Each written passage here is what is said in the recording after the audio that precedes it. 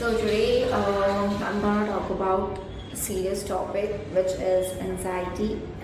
जो मुझे है, and if people are thinking that why I am making videos on anxiety, that's because I have a serious anxiety issue. So I just wanted to educate people कि anxiety कैसे होता है, क्या होता है, and how to deal with it. So it is very important to know the reason behind your anxiety. If you don't know, मतलब वो आपको डीप डाउन पता होता है, maybe you just don't want to try कि क्या reason है find out करने के लिए. तो सोल्यूशन नंबर 1, आपको मेडिटेशन करना है, योगा करना है, स्ट्रेचिंग का, वो हॉबीज में फोकस करना, वो सब चीजें होती ही है. It's not only for anxiety, it's for depression or any other kind of mental illness. I'm not a doctor, but I'm suggesting you all these things because I have been going through all those things and मेरे past experience के according भी मैं suggestion दे रही हूँ. If you are brave enough, strong enough, तो आप YouTube videos से भी हेल्प लेके कर सकते हो, but at the end you need to visit doctor अगर सीवियर कंडीशन होता है. तो सीवियर कंडीशन में क्या होता है कि आपको डिजीनेस होता है, चक्कर आता है स्ट्रेस की वजह से, या फिर आपका हार्ट रेट फास्ट होता है विदाउट एनी रीजंस, या फिर आपका चेस्ट पेन होना स्टार्ट होता है. I tried to control on my own, but deep down there was something which was bothering me. Okay, तो एक दिन मुझे एंजाइटी अटैक आ गया. I had to rush to hospital, ECG किया, सब कुछ किया, it was normal. Then conclude ये हुआ कि मुझे एंजाइटी इशू है. तो इतना सीवियर भी जा सकता है.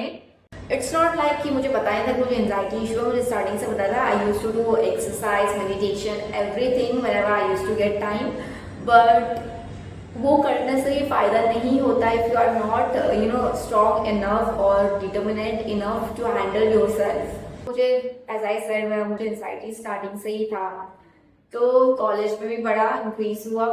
And I know the reason, exact reason behind the anxiety issues, and which is a great thing because आपको एंजाइटी क्यों हो रहा है, यू शुड नो कि एंजाइटी क्यों हो रहा है. मुझे एग्जाम के स्ट्रेस से होता था, मेरा like childhood trauma and all etcetera etcetera etcetera. और इनिशियल नॉर्मल स्ट्रेस से होता है, जैसे कि जब मैं छोटी थी, when I was in school, मुझे एग्जाम स्ट्रेस बहुत ज्यादा होता था because I was a single child and I had burden of doing everything on my own. तो मुझे उस टाइम पे स्ट्रेस होता था. आई यूज्ड टू मतलब टेक दो स्ट्रेस. तो मुझे हमेशा एग्जाम के टाइम में बहुत गंदा कंडीशन हो जाता था मेरा. That was the initial phase of my anxiety. Then college में आई, कॉलेज में सेम इशू. फिर बाद में जब मैंने कॉर्पोरेट ज्वाइन किया तो मेरा सिचुएशन और वो वर्स्ट हो गया. अगर माइल्ड है तो you need to distract yourself. Meditation करो, एक्सरसाइज करो, वर्कआउट करो, कार्डियो करो, जिम जाओ, कोई हॉबी चूज करो, उसके ऊपर फोकस करो. अगर आपको समझ में नहीं आ रहा है कि आपको एंजाइटी हो, या स्टार्टिंग फेज में तो नहीं आता, अगर नहीं समझ में आ रहा है तो you can comment me down, we can discuss कि कैसे क्या डील करना है. मतलब इनिशियल फेज में आपको समझ में नहीं आता कि वो आपको एंजाइटी हो रहा है. That exactly happened with me because starting में जब मुझे एंजाइटी होता था, स्ट्रेस होता था ना, तो मुझे पता नहीं चलता था कि that is anxiety.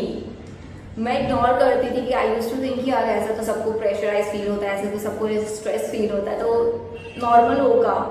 But which is not normal, those are early symptoms.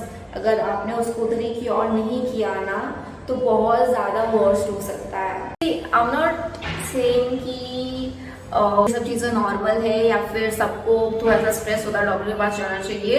You need to सी कि क्या हो रहा है. I am not anyone to tell you. मैं बस गाइड कर सकती हूँ which I am doing because mental health बहुत ज़्यादा अंडररेटेड है. मतलब आजकल के ज़माने में तो बहुत ज़्यादा अभी वो हो रहा है, Gen Z people, which I am one of them, but अभी भी अंडररेटेड है. लोगों को लगता है, जो ओल्डर पीपल होता है उनको लगता है कि अरे भाई मेंटल इलनेस क्या है, ऐसे नॉर्मली है, तुम लोग बढ़ावा देते हो वगैरह वगैरह वगैरह. But that's not the case. It's a serious issue.